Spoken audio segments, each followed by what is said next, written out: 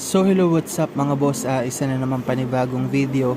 Yung ituturo ko sa inyo kung saan ay mas dedetalyihin natin kung paano nga ba mag-recover ng mga deleted na messages, ng mga pictures, ng mga videos or documents sa Messenger Facebook mo. Okay? So sobrang neto, useful ng tutorial na to. So sana stay tuned, panoorin niyo ng mabuti, ganyan.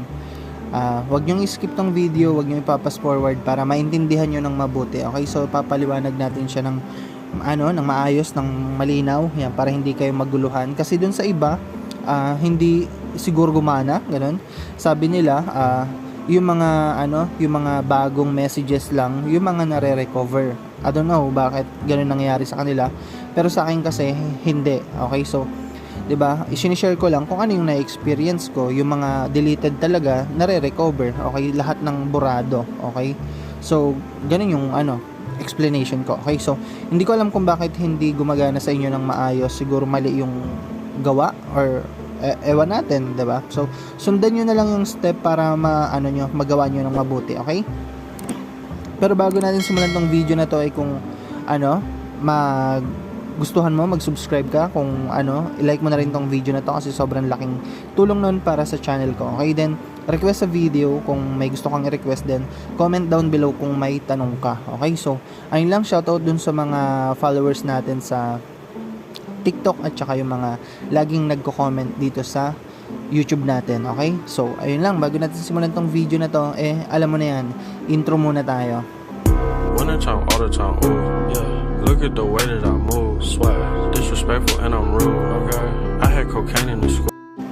So paano nga ba mag-recover ng mga messages na burado na, ng mga pictures na burado na and videos? Okay, so sobrang useful din nito, lalo na kung ikaw may partner ka, may boyfriend ka, may girlfriend ka, then may kalandian siya or may ginagawa siyang kalokohan, tapos binubura niya yung mga messages, then umuwi siya sa'yo, then burado na lahat, wala ka nang makita. Okay, so para sa'yo rin tong video na to. So pakinggan mo ng mabuti, intindihin mo na din, then wag mong ipapas forward para malinaw para sa atin lahat. Okay, so una, pumunta ka muna ng Messenger.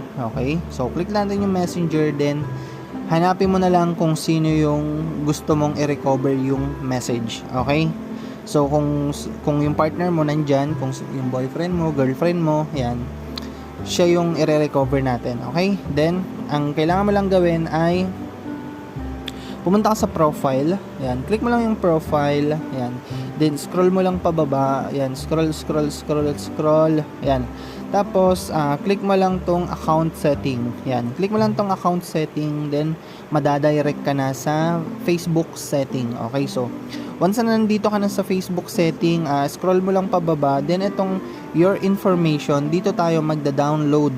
Okay, so sobrang legit nito kasi nga setting to ni Facebook. Okay, so imposibleng hindi ma-download dyan kasi nga kay Facebook mismo galing tong information na to. Okay, sa database nila mismo, sa system ng Facebook. So paanong hindi gumagana, 'di ba? So baka may mali ka lang nagawa. Okay, so click mo lang tong download profile information, click mo lang yan, hintayin mo lang, then eto na yung makikita mo. Okay, so lahat yan may check, so hindi mo naman kailangan lahat yan i-download. So ang kailangan mo lang gawin ay i-deselect mo. Okay, so ayan, click mo lang yung deselect, yan. So ayan, na-deselect na sila, wala nang mga check. Then ang i-check lang natin ay yung messenger, yan, kasi nga yun lang yung i-recover natin, yun lang yung kailangan natin, yung message. So yan yung piliin mo lang, then scroll mo pababa, yan, scroll, yan. Then eto, makikita mo dito, meron siya ditong date range, file format, then media quality. Okay, dito sa date range, click mo lang yung date range, then click mo lang yung date range, yan.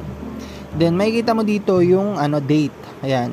So yung unang date dyan, yan yung kung kailan mo gustong magsimula na ida-download yung information na kailangan mo. Then itong pangalawang date, yan yung kung hanggang kailan yung gusto mo.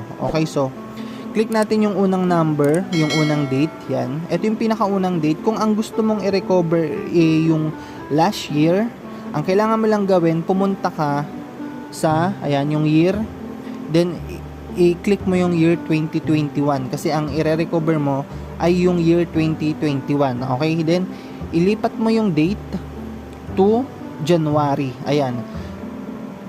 Pag naka-January na siya, piliin mo naman yung araw na gusto mo. So, 1. Ayan.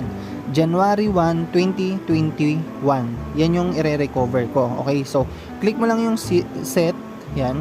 Then, dito sa pangalawa naman, click mo lang yan. Okay, so, hanggang kailan ba yung gusto mo? Okay, so, halimbawa, nagloko yung partner mo year 2021 ng January, 'di ba? Then natapos siya magloko mga sabihin na nating December 2021. So, click mo lang uli yung date, then click mo yung year, then ilagay mo sa sa December. Yan. Click natin December. Ito, December. Yan, December 31. Yan. So, ang pinili natin ay January. Yan, January 1 hanggang December 31, 2021. So, isang buong taon yung i-recover natin. So, yung isang buong taon na yan na i-recover mo, sobrang habang panahon yan. Okay? So, maaari aabutin ka ng ilang oras dyan pag dinownload mo yan. Okay? So, hindi ganun kabilis. Hindi yung parang 3 minutes, 5 minutes na download mo na. Hindi. Sobrang tagal yan. So, kung gusto mo ng mas mabilis ng oras para ma-download, iset mo lang yung date sa mas mababa. Halimbawa, January lang siya nagloko, o di January 1 at saka January 31 lang ang ilagay mo dyan kung gusto mo ng mabilisan. Pag isang buwan lang, siguro mga 30 minutes mada-download mo na yon. Okay? So, ganun kabilis lang yon. Pero kapag ganyan, isang taon or sobrang habang panahon na yung gusto mong i-download, sobrang tagal nun. Okay? So, malinaw tayo dun. Then, click mo lang tong HTML. So, piliin mo lang yung HTML, no? Yan. Then, itong media quality, kung gusto mo ng malabo, ilagay mo sa low. Kung gusto mo sa medium, ilagay mo sa medium. Kung gusto mo ng malinaw, ilagay mo sa high. Yan. Pero, pag nasa high, mas mataas yung yung kakainin niya na data kung naka-data ka lang. Pero kung naka-wifi ka naman, walang problema. Okay? Pero kapag ka naka-high, syempre mataas yung resolution, mataas yung quality. Ang ibig sabihin din yan, mas matagal mo siyang ida-download. Okay? So, once na okay na iset mo na sa ganyan, i-click mo na lang tong create file. Okay? So, pindutin mo na lang yung create file. Once na napindot mo na yan, mapupunta na yan dito.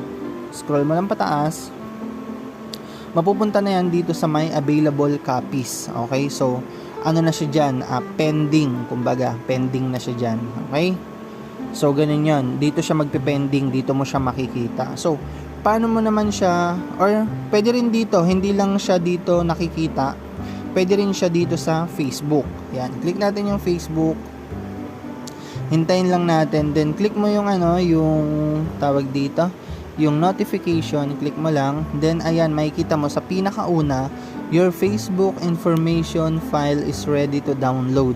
Okay? So, ang isa pang kailangan dito, mag-login ka dun sa Chrome. Kailangan sa Chrome, okay? Then ano nga pala, take note, kailangan sa cellphone niya or sa messenger niya mo ito gagawin. Okay? Hindi sa cellphone mo. Kailangan sa cellphone ng partner mo. Kasi nga, yung mga data, yung mga buradong messages, doon mo nga, di ba, ida-download. Doon ka magbabasa. Kaya, doon mo gagawin. Okay? Gagawin mo lang to sa cellphone mo kung may mga gusto kang i-recover na pictures, na mga videos, yon, doon mo lang siya gagawin sa cellphone mo. Pero kung ang gusto mong mabasang message ay doon sa partner mo na cellphone, doon mo gagawin. Okay, so, click natin tong your Facebook information file is ready to download. Click mo lang yan. Then, mapupunta ka sa Google or sa Chrome. Yan. Then, i-download mo lang. Click mo lang yung download. Hintayin lang natin. Then, mag-o-open ng Chrome. Yan. Pili ka na lang kung saan ang gusto mo. Then, click natin yung Chrome. I-click mo lang yung download. So, click mo lang yung download. Yan. hintayin lang natin. So downloading na siya. Wait lang natin. Okay, mabilis lang naman yan. So hintayin nyo na lang. So ayan, tapos na yung download. Then open na natin. Then open mo dito sa Z-Archiver. Ayan, click mo lang yung Z-Archiver.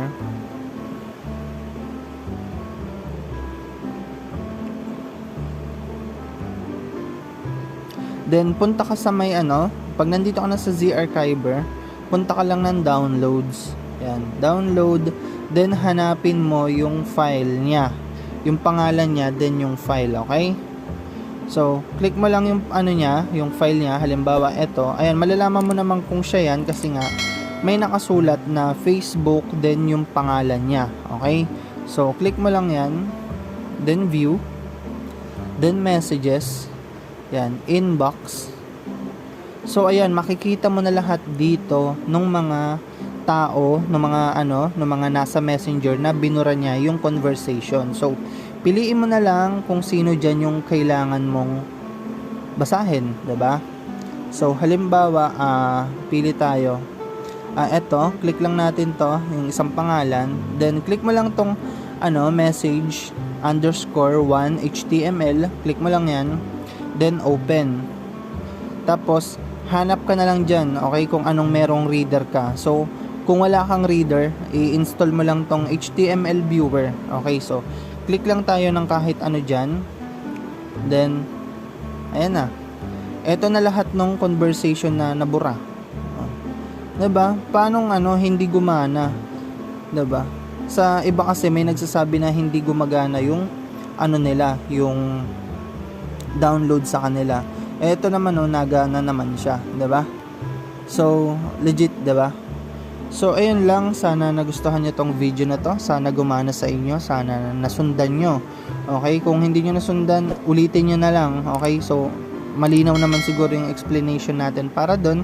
So ayun, sana na sundan niyo. So ayun lang, maraming salamat sa panonood. Sana nagustuhan niyo tong video na to. So ayun lang, God bless.